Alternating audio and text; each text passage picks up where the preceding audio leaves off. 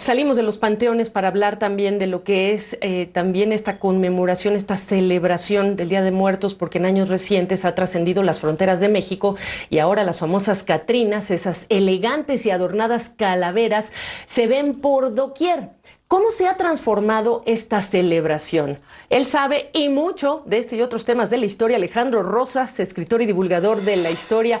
Qué gusto saludarte en un día como hoy. Platícanos, ¿la masificación de esta fiesta amenaza la tradición en tu opinión? ¿Qué tal, Gabriela? Buenas tardes. No, para nada. Yo creo que al contrario, esta tradición de la celebración de muertos en México ha ido creciendo porque ha ido sumando elementos. Para empezar, hay que dejar claro que toda esta cuestión del 1 y 2 de noviembre no tiene que ver con el México prehispánico, de ningún modo. Hay elementos prehispánicos que desde luego sí digamos, incluyen dentro de estas festividades, pero el 1 de noviembre, que es Todos los Santos, y el 2 de noviembre, que es la fiesta de difuntos, es una tradición que viene desde la Edad Media y que llegó aquí a México después de la conquista, una vez que llegan los franciscanos, y que se va incluyendo en las celebraciones religiosas ya de la Nueva España. Por ejemplo, hay quienes creen que los huesos del pan de muerto apuntan a los 4 puntos cardinales, pues es falso. Representan lo que en la Edad Media eran los huesos o las reliquias. Acuérdate que hay muchos templos, hoy en día se pueden visitar en las capillas de reliquias, ahí se pueden ver una mano, un dedo, el fémur, un pie, o bueno, los huesos de los santos. Entonces, yo creo que lo importante de esta celebración es que desde luego viene con el catolicismo y ahí se le sumaron, por ejemplo, el copal, eh, para Sí. hacerlo, digamos, desde una perspectiva prehispánica. Las calaveras de amaranto y de azúcar y de chocolate son también digamos, de la tradición hispánica, no prehispánica, porque en el México prehispánico había 3 fiestas al año dedicadas a los muertos, pero no con el sentido de que venían y regresaban a convivir. Esto también de la idea de que vienen a convivir es totalmente católico, y lo que ellos Ah. conmemoraban era simplemente el paso de la vida a la muerte y la llegada al Mictlán, que era el lugar donde estaban todos los muertos que habían fallecido de causas naturales. Pero a lo Oye, largo del tiempo, rápidamente, porque tengo sí, otra pregunta. ¿El cempasúchil, de dónde? ese sí es totalmente nuestro, y ese se agrega a partir de los años 30, es cuando empezamos a ver este ímpetu de crear los altares, aunque siempre la gente iba a los panteones desde el siglo XIX, y ahí están las crónicas. La idea de poner el altar en tu casa es muy de este siglo, y a partir de los años 30 es cuando se empiezan a incorporar Ya. estos elementos prehispánicos al altar.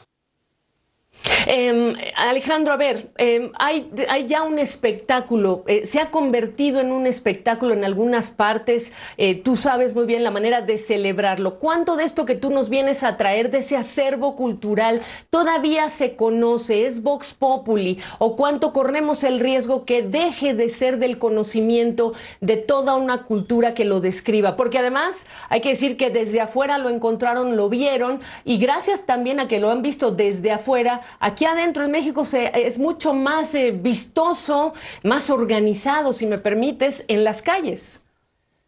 Sí, desde luego, pero fíjate que yo creo que no hay riesgo ni de que se pierda, ni de que se trastoque, ni de que no se entienda qué es esta celebración. Al final lo que estamos nosotros haciendo el 2 de noviembre en México, y que ya se replica en muchas ciudades del mundo, sobre todo donde también hay comunidades mexicanas, es la memoria, es recordar a Sí. nuestros muertos. Y creo que ese es el sentido más profundo que debe de tener esta celebración.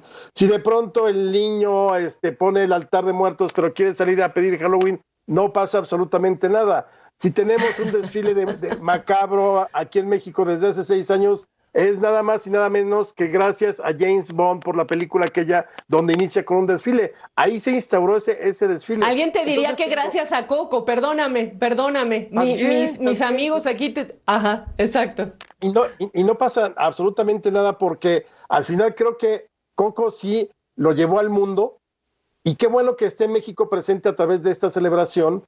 Y qué bueno que se sumen en otros países a hacerlo por ejemplo, tengo amigas en Colombia que han hecho sus altares. Obviamente no hay el Sí. cempasúchil, pero las ingenian con otras flores. Es decir, insisto, creo que lo importante del 1 y 2 de noviembre es que nosotros tenemos a nuestros muertos en la memoria. Y esa es la celebración, Claro. independientemente de si viene de los mexicas o de los mayas o en México prehispánico. Claro. Creo que son de estas celebraciones que conjuntan muchas visiones, muchas historias, muchas culturas, pero al final es la memoria de los que se fueron antes que nosotros la que nos reúne y nos convoca en esta fecha. Oye, pues nos has puesto en el ambiente ya todavía más en el ánimo en este día que estamos trabajando nosotros y tú también en este tiempo que nos has dedicado, Alejandro, con el Día de los Difuntos, el Día de Muertos. Gracias por todo este acervo que nos regalaste esta tarde. Muchas gracias a ti y recuerden a sus muertos, es la mejor manera de, paradójicamente, mantenerlos con vida. Que pasen un buen día de Totalmente. muertos.